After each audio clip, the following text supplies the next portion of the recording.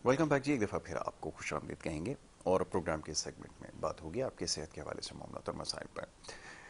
और जनाब, जब प्रोग्राम का फॉर्मेट कुछ ऐसा तरतीब हमने दिया है कि हमारी कोशिश होती है हमेशा कि सेहत के हवाले से जो मामला हैं उसके ऊपर बात की जाए, तो मुख्तलिफ डॉक्टर्स हुक्मा तबीब वगैरह हमारे साथ मौजूद होते हैं जिनसे हम इन मामला पर गुफ्तगू करते हैं।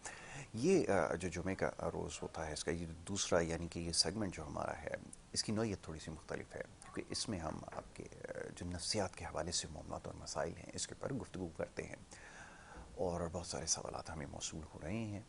पिछले कई प्रोग्राम्स में बड़ी तफसील से हमने बहुत सारे इश्यूज़ को डिस्कस किया और इसी हवाले से अब आहिस्ता आहिस्ता लोगों को समझ आना, खुदा का शुक्र है कि शुरू हो गया है कि जैसे दीगर मामला और मसाइल इंसान के साथ हो सकते हैं, उसके जिस्म के साथ कोई बीमारी उसको हो सकती है, उसी तरह नफ्सियात के मसाइल भी हैं। उम्र के किसी हिस्से में भी इंसान इसका शिकार हो सकता है।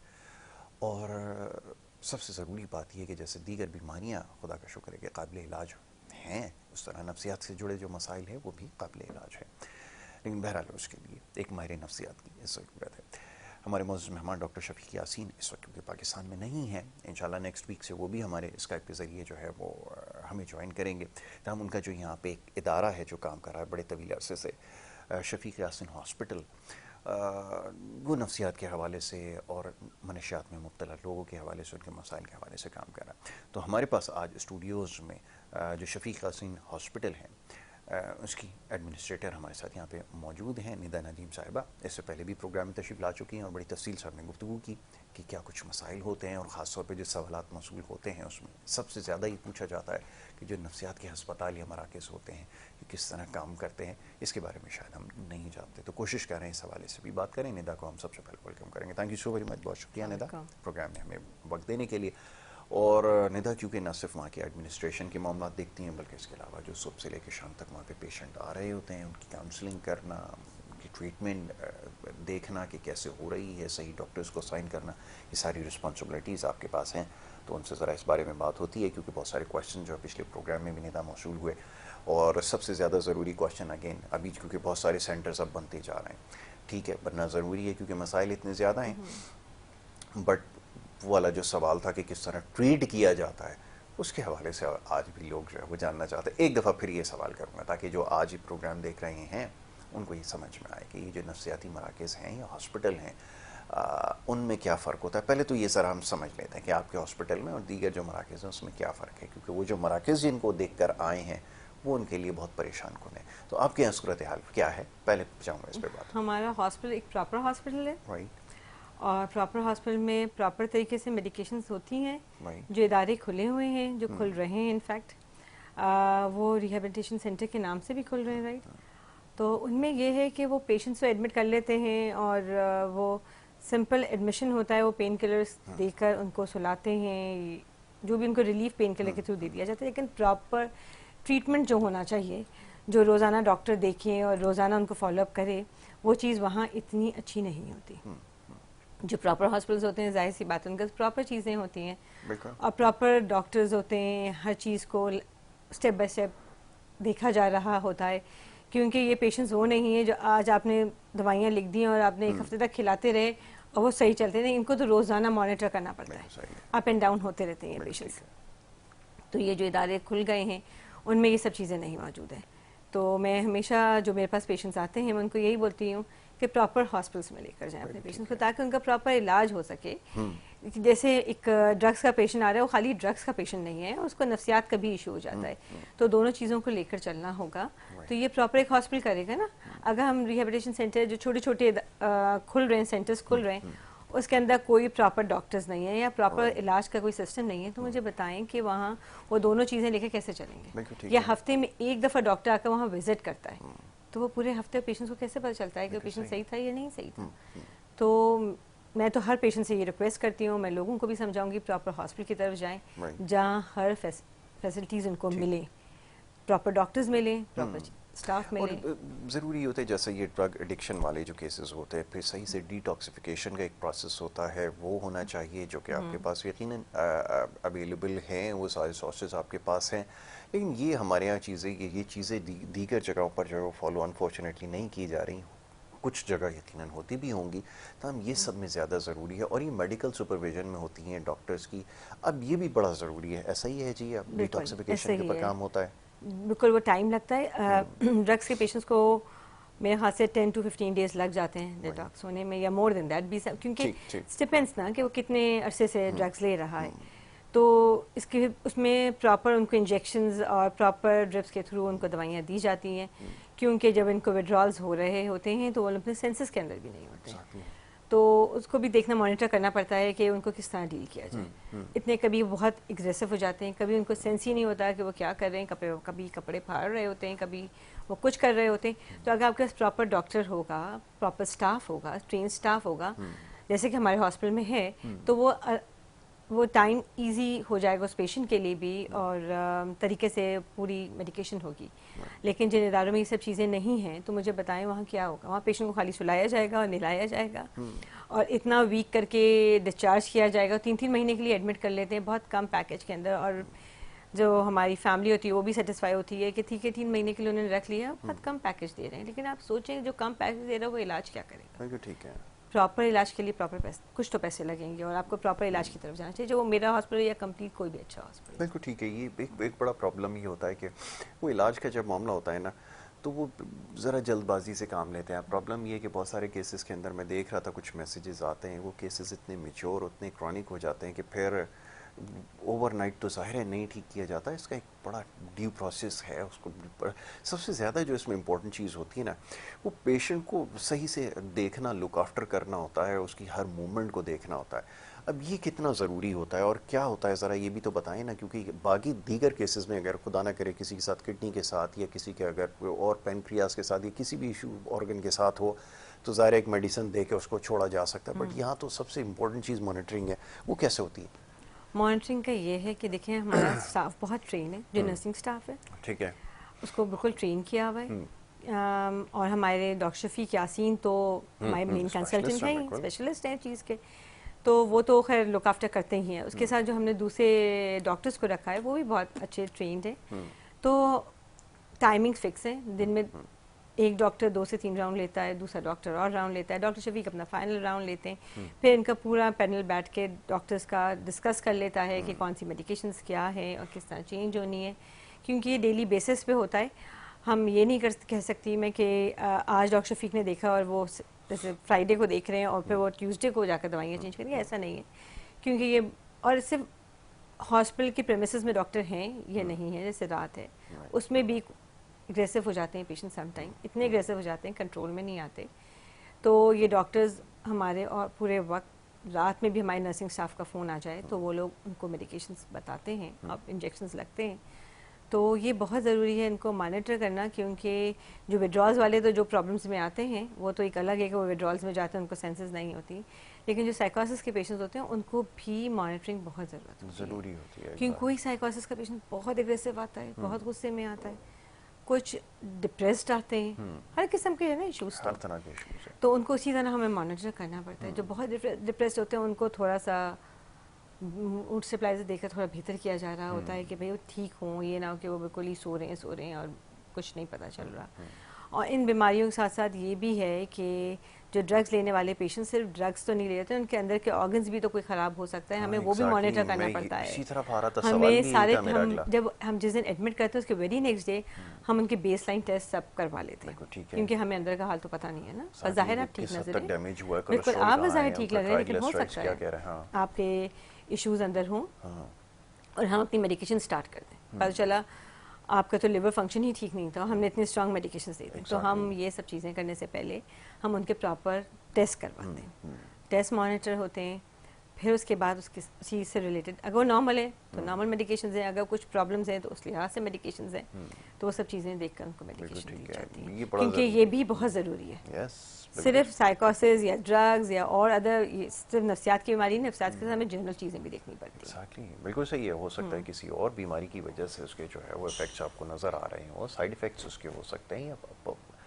मोस्ट ऑफ द टाइम बहुत सारी मेडिसिन पास्ट में ऐसी यूज़ करते हैं लोग जिसकी वजह से मुख्तलिफ प्रॉब्लम्स का शिकार हो जाते हैं। यकीनन ऐसे भी केसेस आते होंगे कि ज़माने से लोग ज़्यादा डिपेंडेंट होते हैं किसी मेडिसिन पे, फिर वो छूट जाना, फिर कोई साइकोलॉजिकल इश्यूज आना शुरू हो जाते हैं। अब ये तो सबके साथ है, कितनी काउंसलिंग इसमें कितनी रिक्वायर्ड है और क्या कुछ करना पड़ता है ताकि लोगों को ये बात समझ में आए कि ये हॉस्पिटल्स बेसिकली इसलिए नहीं है कि आपको लटा दिया जाए, इंजेक्शन लगा के आपको फ़ौरन से रिलैक्स कर दिया जाए, इसके अलावा भी इसके बहुत सारे प्रोटोकॉल्स हैं। जी निदा। जब फैमिली एडमिट करवाने के लिए आती है या दिखाने भी आती है, दोनों सूरतों में उनको काउंसलिंग करनी पड़ती है, क्योंकि पहले तो हमारे वहाँ ये अवेयरनेस ही नहीं है कि जो इतनी बीमारियाँ हमारी चल रही हैं वो हमारी नफ्सियात से भी रिलेटेड हैं। तो वो लोग पहले तो एक तो हमारे वहाँ कॉन्सेप्ट पीर फकीरी का बहुत ज़्यादा है, पहले लोग वहाँ जाते हैं, जाते हैं, वो सोचते हैं कि कोई जिन है या कोई असरात है या किसी की नज़र है या किसी का कुछ है, यही सोचते हैं, उनके जहन में सारी ये बातें बहुत होती हैं। तो उनको काउंसलिंग करनी पड़ती है कि ऐसा नहीं है, ये प्रॉपर बीमारी है और इसका भी उसी तरह इलाज होता है जैसे कि हम जनरल बीमारियों का करते हैं। बिल्कुल। तो उनको समझाने में थोड़ा टाइम तो लग जाता है क्योंकि उनके पास इतनी अवेयरनेस नहीं होती है, तो समझाना पड़ता है। फिर हाँ, जब इलाज होने लगता है और बेहतरी आने लगती है तो they are going to satisfied. और सम टाइम तो ऐसा भी होता है कि मानने को तैयार नहीं होते। मैं अपने पुराने पेशेंट्स अगर वो दिखाने आए हुए होते हैं डॉक्टर शफीक को, मैं उनसे मिलवा देती हूँ कि ये एडमिट होके गए थे, देखिए इनके साथ ये केस था, आज ही बेहतर है। फिर वो बताते हैं, फिर वो बहुत सेटिस्फाई होते हैं कि नहीं नहीं इट्स गुड। एग्जैक्टली, ये बड़ा ज़रूरी है। अच्छा, कुछ मैं डॉक्टर शफीक से भी जब डिस्कस कर रहा था, उन्होंने कहा कि अब ये पता नहीं इसको अच्छी बात कहा जाए या नहीं, बट ये कि जो छोटे एरियाज़ हैं, रूरल एरियाज़ हैं, वहाँ से भी लोग आप आ रहे हैं। तो मुझे ये जानकर खुशी हुई कि अब उनके अंदर भी इतनी अवेयरनेस आ गई है। शहर में तो अभी भी लोग थोड़ा सा जो है वो हेजिटेंट होते हैं, जाते वक्त के जाएँ ना जाएँ, क्या करें क्या ना करें, आइडेंटिटी ना लोगों को पता चल जाए, ये बड़ा प्रॉब्लम है कि अगर किसी को पता चल गया कि ट्रीटमेंट हो रही है तो वो पता नहीं क्या सोचेगा। लेकिन रूरल एरिया से भी, बलूचिस्तान से, यहाँ से भी पेशेंट जो आना शुरू हो गए, तो शुक्र है कि अब उनको भी ये चीज़ समझ में आ रही है कि ये कोई जादू वादू का चक्कर जो अमूमन पाया जाता है ख्याली वो नहीं है, उससे हटकर ये है। और यकीनन उन केसेस में क्या हुआ है ये ज़रा बताएं कुछ। नहीं, आप जो बोल रहे हैं कि डॉक्टर शफीक के पास बलूचिस्तान के पेशेंट बहुत आते हैं, बलूचिस्तान से और इंटीरियर एरिया से बहुत पेशेंट्स आते हैं। और मैं बताऊं आपको कि ये जो तबका हमारा इंटीरियर इलाकों का या बलूचिस्तान का, ये ज़्यादा दिखाने आता है बनस्बत हम जैसी फैमिलीज़, क्योंकि हमें तो यही फ़िक्र है कि हम नफ्सियाती हॉस्पिटल में पहुंच जाएंगे तो हमारे नाम के आगे एक नफ्सियात का वो लग जाएगा टैग कि हमें कोई बीमारी है ऐसी, तो वो हम नहीं आना चाहते। अगर आ भी जाते हैं तो पहले तो हम हाइड करते हैं कि हमारा नाम किसी को पता ना चल जाए। लेकिन इंटीरियर एरिया के लोग बहुत आ रहे हैं और उनको अवेयरनेस ही है, मैं कहती हूँ अवेयरनेस मिल गई है कि वो समझते हैं कि हाँ ये प्रॉब्लम हो रही है। और वो अपनी एक अगर फैमिली ट्रीट होके गई है तो मैंने देखा वो अपनी दूसरी फैमिली में यानी और अदर रिश्तेदारों को भी लेकर आए हैं कि भाई मैं बेहतर हुआ था, मैं फला पेशेंट को लेकर आया हूँ, इनको भी लगता है यही बीमारी है और कोई बीमारी नहीं है। तो उन लोगों को तो समझ आ रही है ये चीज़। लेकिन हम जैसी फैमिली जो मिडिल क्लास फैमिलीज़ हैं या और अपर क्लास हैं, वो अपने स्टेटस को बचाने के लिए या लोगों के सामने नाम ना आ जाए तो अभी इतने ओपनली आना नहीं चाहते। लेकिन हाँ, पहले से मैं कहूँगी कि पहले से जब भी लोगों को समझ आ रही है, अवेयरनेस मिल रही है कि ये भी एक बीमारी है और हॉस्पिटल की तरफ आ रहे हैं। राइट, ये आपने सही कहा कि अब क्योंकि हमें जो मैसेजेस मिलते हैं, अब शुक्र है, पहले जब मैसेजेस मिलते थे तो लोग अपना नाम भी नहीं मेंशन करते थे, लेकिन अब शुक्र है कि लोगों को इतना पता चल गया कि यकीनन बीमारियों का भी इलाज है और यहाँ पे ऐसे मराकज़ भी हैं चंद, एक यकीनन अच्छा काम भी कर रहे हैं। शफीक यासीन हॉस्पिटल का इस वजह से नहीं क्योंकि हम प्रोग्राम करें, बल्कि मैं खुद जाकर ये सारी चीज़ें विटनेस कर चुका हूँ, मैंने सारी चीज़ें देखी हैं, ट्रीटमेंट होते हुए देखी है ये सारी चीज़ें। तो ये जहाँ प्रोटोकॉल्स को फॉलो किया जाता है उसके बारे में आपको पता होना चाहिए। ऐसे मराकज़ हैं, ख़ासतौर पर अब नौजवानों का बड़ा मसला है, बहुत सारे सवाल इस हवाले से भी आए कि वो पेशेंट जो है वो जाना नहीं चाहता, अब उसको वहाँ तक लेकर कैसे आएँ, क्या वहाँ से टीम्स आ जाती हैं या उसको ले जा सकती हैं, अभी एक बहुत बड़ा मसला होता है। आज भी जो सवालात आए हैं उसमें यही है कि वो पेशेंट जो है वो तैयार नहीं होता। कभी अगर उसको ये पता चल जाए, वो सेंस कर ले कि मुझे किसी ट्रीटमेंट की तरफ या रिहैबिलिटेशन के लिए भेज रहा है, वो जनाब घर से भाग जाता है। ये बड़ा प्रॉब्लम है। ऐसी सूरत में क्या किया जाए? वो पेरेंट्स ये जानना चाहते हैं कि ऐसी जब सिचुएशन हो तो क्या कर सकते हैं। जी, ऐसी सिचुएशन में ये है कि आप पहले तो हम डॉक्टर शफीक सबसे अच्छा ये है उनके साथ कि वो वीडियो कॉल्स पे भी होते हैं। आप घर बैठ के भी अपने पेशेंट को वीडियो कॉल पे डॉक्टर शफीक को दिखाया जा सकता है। और क्योंकि ये बीमारी वो नहीं है जिसके अंदर हमें हाथ पकड़ कर कोई टेस्ट करवाना है या वो, ये तो बातों के ज़रिए जजमेंट होती है। तो डॉक्टर शफीक अल्हम्दुलिल्लाह बहुत अच्छा टाइम देते हैं और उनका ट्रीटमेंट का वीडियो कॉल पे भी उतना ही अच्छा सिस्टम है जितना कि वो फेस टू फेस करते हैं। Right. तो जो लोग घर से नहीं आ सकते उनको आप वीडियो कॉल पे दिखा लें। और जो पेशेंट दिखाना ही नहीं चाहते, जो यंग जनरेशन है जो इस चीज़ को मानती नहीं, जो आप बोल रहे हैं कि चले जाते हैं घर से निकल के, उसके लिए हमारे पास स्कॉट टीम होती है। एडमिशन के लिए भी स्कॉट टीम जा सकती है, और अगर पेशेंट कोई नहीं आता और चाहते हैं लाके दिखाना तो स्कॉट टीम जाके लेकर आ सकती है। बिल्कुल ठीक है। तो इसका भी एक तरीकाकार है, उन पेशेंट्स को लाया जा सकता है सेंटर तक और उसके बाद उसकी ट्रीटमेंट हो सकती है। और भी एक बड़ा सिस्टमेटिक चीज़ें हैं सारी। और ये बात भी बार बार दोहराता हूँ कि कतई ऐसा नहीं है कि जो आप जैसे देखते हैं हमारे यहाँ बहुत सारे मराकज़ जब दिखाए जाते हैं उसमें एक ही चीज़ दिखाई जाती है जिसको अनफॉर्चुनेटली सबसे ज़्यादा हाईलाइट किया जाता है, वो ये कि वो जो शॉक ट्रीटमेंट है वो दी जा रही है। खुदारा ऐसा नहीं है। अगर आपके साथ किसी किस्म का मसला है या फैमिली में अगर कोई ऐसा शख्स है तो इस तरह के इदारे मौजूद हैं जिनका बाकायदा मेडिकल ट्रीटमेंट किया जाता है, वो डिटॉक्स किया जाता है, यानी कि वो जो जितनी भी चीज़ें इस्तेमाल कर चुका है मनशियात की वजह से जो कुछ नुकसानात हुए हैं दवाओं के ज़रिए मुख्तलिफ और तरीक़ाकार के ज़रिए उसको बॉडी से निकाला जाता है। उसके बाद फिर वो बेहतरी की तरफ आहिस्ता आहिस्ता आता है, स्लोली और ग्रेजुअली। और याद रखिए कि ये ऐसा नहीं होता कि ये सारी चीज़ें ओवरनाइट हो जाएं, यानी कि आज ट्रीटमेंट स्टार्ट हो और कल वो बिल्कुल ठीक हो जाए, डिटॉक्स हो जाए और बाहर आ जाए। ये थोड़ा सा टाइम टेकिंग प्रोसेस होता है। और इसमें सब में ज़्यादा ज़रूरी ये चीज़ है कि वो वजूहात को दूर करने की ज़रूरत है कि जिसकी वजह से वो मनशियात का आदी बना है। कोई भी शख्स है, तो बच्चे बच्ची सभी इसका जो है वो शिकार होते चले जा रहा है। बड़ी गैर मामूली इस वक्त जो है वो सूरत हाल का सामना हमें है। जो ज़्यादातर क्वेश्चन आ रहे हैं निदा, इस वक्त भी इस वीक में जो क्वेश्चंस आए वो सारे टीनेजर्स के हवाले से। अब मैं ज़्यादा फिक्रमंद हूँ कि पहले इतना शायद ना होता हो। आपने तो काफ़ी ऐसे आपने चीज़ें विटनेस की हैं। पहले तो ज़रा फैमिली ओरिएंटेड इशूज़ ख़वातीन मर्दों के साथ होते थे, यहाँ तो बच्चे अब ज़्यादा आ रहे हैं। क्या सूरत हाल है निदा? बच्चों का सही बात है, आ रहे हैं। कल ही एक एडमिशन हुआ शाम में, वो 19 इयर्स का लड़का है, ड्रग्स ले रहा है 5 से 6 साल से, और आइस का भी नशा कर रहा था और चर्च भी ले रहा था। और मैं डॉक्टर शफीक से वीडियो कॉल पर उसको दिखवा रही थी, तो डॉक्टर शफीक ने पूछा कि कितना लेता है डेली, कुछ इस तरह का कुछ पूछा क्वांटिटी। तो कहते हैं कि मैं एक दिन छोड़ के एक दिन लेता हूँ। तो मैंने कहा बहुत ऑर्गेनाइज्ड है कि भैया एक दिन छोड़ के एक दिन लेते हो, बड़ा ऑर्गेनाइज सिस्टम है आपका।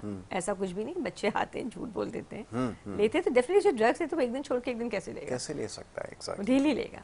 फिर हमने वो जिस फैमिली से था वो अफोर्डेबल फैमिली नहीं थी, यानी इलाज अफोर्ड नहीं कर रही थी, तो वो ड्रग्स कैसे अफोर्ड कर रही थी। तो उससे सवाल ये किया गया कि तुम भाई ड्रग्स कैसे लेते हो, हाउ टू बाय, ना कि तुम्हारे पास पैसे कहाँ से आते हैं। तो उस पर उसने जवाब दिया मेरे दोस्त दिला देते हैं। तो मेरे दोस्त इतने अच्छे हैं कि रोजाना 1500 2000 जितने भी, क्योंकि 100 का तो आता नहीं है, हज़ारों में आता है, तो ये हज़ारों का पैसा तुम पे खर्च करते हैं। तो चुप हो गया, घबरा गया कि ऐसा सवाल मैंने किया उससे। खैर, तो बच्चे यंग आ रहे हैं, और यंग बच्चों का तो ड्रग्स भी है, ड्रग्स इशूज़ तो खैर बहुत ज़्यादा हो चुका है। 19 इयर्स तो जब भी कुछ बढ़ा, हमारे पास तो 14 और 15 इयर्स के बच्चे भी आके एडमिट हुए हैं जो ड्रग्स ले रहे थे। तो आजकल ड्रग्स बहुत ज़्यादा आम हो चुका है, स्कूल से लेके यूनिवर्सिटी लेवल तक और पता नहीं कहाँ तक ये चीज़ें आम होती जा रही हैं, आसानी से मिल रही हैं। और मुझे तो ऐसा लगता है कि जो भी इसके अंदर इन्वॉल्व ड्रग में, पहले वो लोग मुझे लगता है बच्चों को आदी बनाने के लिए फ्री में करते हैं, ऐसा ही होता है। और उसके बाद वो जब बच्चे इतने उसके क्रॉनिक हो जाते हैं तो फिर वो बिल्कुल ठीक है, फिर उसके बाद तो जो कुछ होता है वो तो डिजास्टर है। चलें, कॉलर हमारे साथ हैं, उनको भी शामिल करते हैं। हमारे रेगुलर कॉलर हैं याहिया, इस वक्त हमारे साथ मौजूद है, उनको मैं वेलकम करता हूँ। Yahya, thank you so very much once again for joining. वालेकुम सलाम, और आपका शुक्रिया कि आप हमें मौका देते हैं बात करने का। डॉक्टर साहब को बहुत सलाम हो। और नशे के हवाले से जिन्होंने बात की बिल्कुल सही की। या फिर मेरे 2 क्वेश्चन मेरे जहन में थे, वो ये है कि नशे की 2 किस्में हैं। एक तो वो नशे करते हैं जो गरीब नशा करता है अपनी किसी फ्रस्ट्रेशन को मिटाने के लिए, किसी और चीज को मिटाने। एक नशा होता है जो आजकल जो लड़के बड़े बड़े कॉलेजेस यूनिवर्सिटी में करते हैं, वो फैशन के तौर पे कर रहे हैं, या फैशन। यानी ये भी मैंने सुना है कि वो एक मेरे दोस्त हैं पुलिस में, उन्होंने बताया कि स्निप वो करते हैं, जो एक जो पट्टी वो बना के पीते हैं, तो वो ये कहते हैं कि वो बड़े फखर से बताते हैं मेरी एक पट्टी 10,000 रुपए की, यानी मैं इतना फखर से बताते हैं कि मेरा नशा इतना महंगा है। तो ये एक ऐसी चीज है जिसकी जो ये हमारे ड्रग्स का तो हमने यूएस में इधर उधर बहुत होता था, लेकिन हमारे कॉलेज स्कूल में ड्रग्स एक बाकायदा, इन्होंने बिल्कुल सही कहा, एक बाकायदा प्लानिंग के तहत इसको प्रिवेल किया जा रहा है। लेकिन माई कंसर्न इज दैट कि भाई देखिए पेरेंट्स जो होते हैं ना, जब भी कोई बच्चा ड्रग इस्तेमाल करता है उसके अंदर बिहेवियरल चेंज जरूर आता है, ऐसा हो नहीं सकता।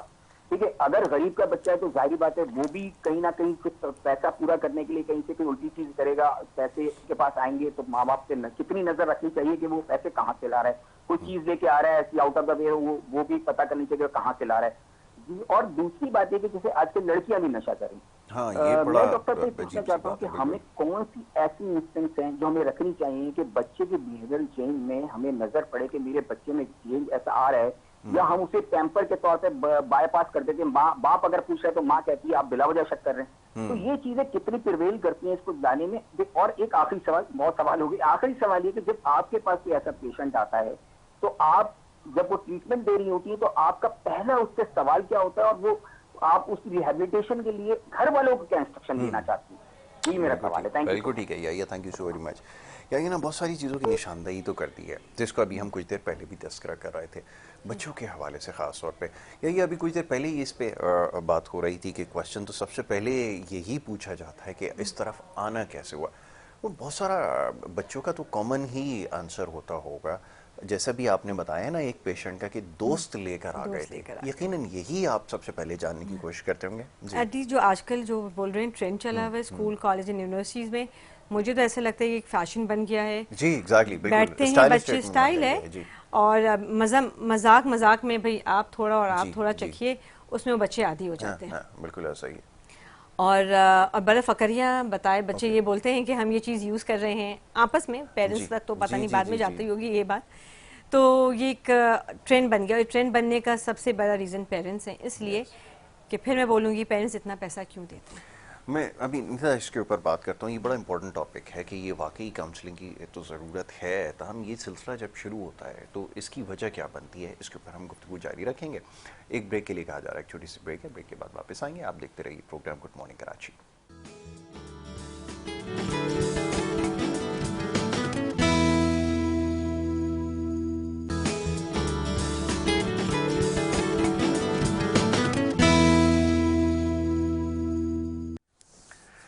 वेलकम बैक जी, एक दफ़ा फिर आपको खुशामदीद कहेंगे। और ब्रेक पे जाने से पहले गुफ्तगू हो रही थी एक बड़े अहम और बड़े संजीदा नौइयत के मामले और मसले पे, कि जो नशे का बढ़ता हुआ रुझान है ये बड़ी ख़तरनाक शक्ल इख्तियार कर चुका है। ऐवानों में भी अब इस हवाले से बात हो रही है कि इस सिलसिले को किसी तरह रोका जाए। बहरहाल हुकूमत की तो बहरहाल ज़िम्मेदारी है ही इस सारी मामले में कि कैसे इसका रास्ता रोका जाए। उसके साथ साथ कुछ हमारी अपनी भी जिम्मेदारियां हैं जो शायद वो नहीं पूरी कर पा रहे। अभी कुछ देर पहले इस मामले पर गुफ्तगू हो रही थी, कॉलर हमारे साथ या मौजूद थे, उन्होंने भी निशानदेही की है कि एक बहुत बड़ा प्रॉब्लम एक बन चुका है, ख़ास तौर पे बच्चों के अंदर अभी नशे का बढ़ता हुआ रुझान है। उसमें इजाफा क्यों होता जा रहा है? ये जो एक हमारे यहाँ कंपटीशन चल रहा है हर चीज़ में, आपने देखा है, मैंने बहुत सारे अपने स्टूडेंट्स को भी देखा है, बच्चों को भी देखा है कि वो एक सेल फ़ोन मेरे पास ये है तो मैंने वो दूसरा लेना है। अब वो पेरेंट्स के पास जा रहा है, पेरेंट्स कर ये रहे हैं कि ये इतने महंगे और इतने एक्सपेंसिव सेल फोन्स हैं। वो बच्चों की ज़िद है क्योंकि उनकी क्लास में सबके पास है, बच्चों के पास तो वो लेकर देना है तो उन्होंने उनको दे दिया। अब ये जब सारी चीज़ें होंगी तो फिर नतीजा यही निकलेगा कि आहिस्ता आहिस्ता फिर उनके अंदर रुझान इस चीज़ का बढ़ता चला जाएगा कि हमारे पास ये भी होना चाहिए, ये भी। अब वो दूसरे बच्चों को जब देख रहे हैं, आजकल ई सिगरेट्स जो है वो नज़र आ रहे हैं आपको, वेप जिसको कहा जाता है, वो जगह जगह आपको बच्चे बैठे हुए नज़र आएंगे। मैं देखता हूँ, हैरान होता हूँ, रेस्टोरेंट में मुख्तलिफ बच्चे नज़र आते हैं और वो स्मोक कर रहे होते हैं। और इवन ये पता चलता है जब उनसे सवाल किया जाता है कि हम तो घर में भी बैठ के ये करते हैं, तो हमारे पेरेंट्स तो कुछ नहीं कहते। तो ये एक बड़ी अजीब सी बात है। फिर वो शीशा कल्चर और इसी से रिलेटेड फिर और सारी चीज़ें इतनी तेज़ी से एक्सटेंसिवली बढ़ती चली जा रही हैं कि उसका नतीजा ये है कि फिर वो बड़े ड्रग्स की तरफ आना शुरू कर देते हैं और फिर आहिस्ता आहिस्ता वो सिलसिला शुरू हो जाता है।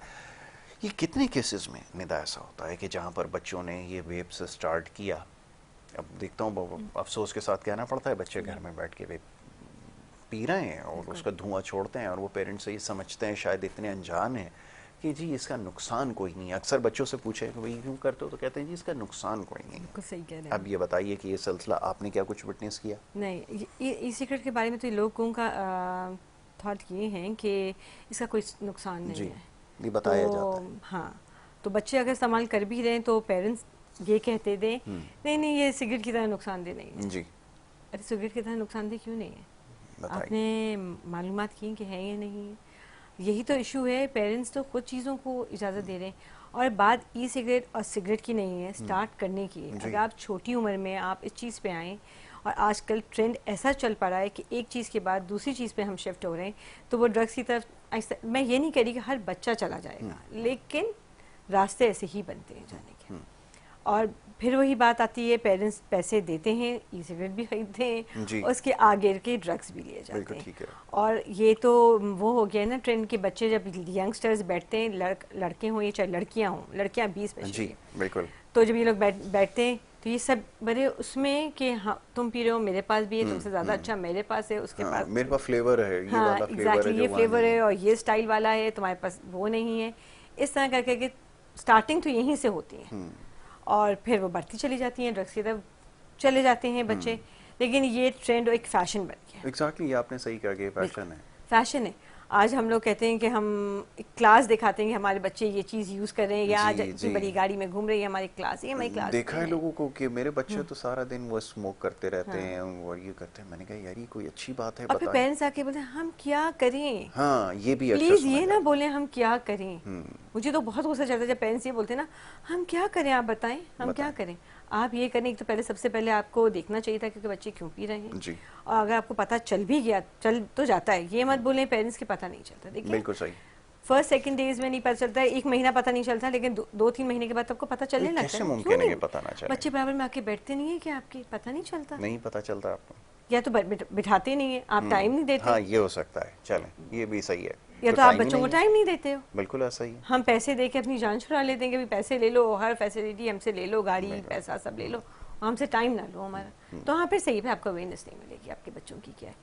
लेकिन ऐसा मुमकिन नहीं है कि बच्चे नहीं बैठते हो, कहीं तो बैठेंगे, खाने की मेज पे बैठेंगे, कहीं तो आप एक साथ होते होंगे दिन में, तो आपको कैसे पता नहीं चलता। अब तो शायद वहाँ पे भी नहीं है, खाने की मेज पे जैसे आपने कहा ना, अब तो हो ही रहा है कि मैं बच्चों में देख रहा हूँ कि मोबाइल ऐप्स आ गई हैं, उसके ज़रिए वो फूड ऑर्डर कर देते हैं और वो किसी वक्त भी हो जाते हैं। अक्सर मैं देखता हूँ बच्चे बैठे में रात के 3-3, 4-4 बजे फूड डिलीवरीज हो रही होती हैं, तो मैं अपनी सराउंडिंग में देखता हूँ कि रात को 4 बजे कौन ऐसा इंसान है जो जाग भी रहा है और खाना भी खा रहा है, लेकिन पता ये चल रहा है, ये तो एक कल्चर एक बन गया।